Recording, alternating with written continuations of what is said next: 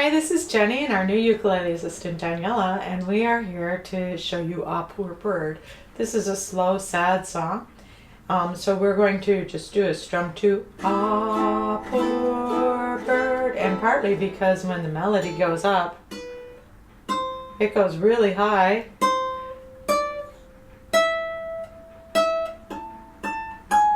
And I want to have time to find those notes.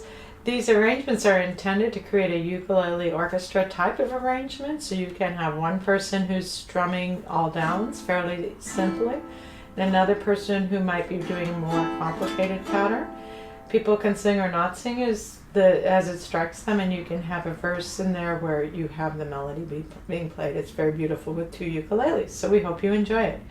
Ah, poor bird, why art thou lying in the shadows of this dark hour?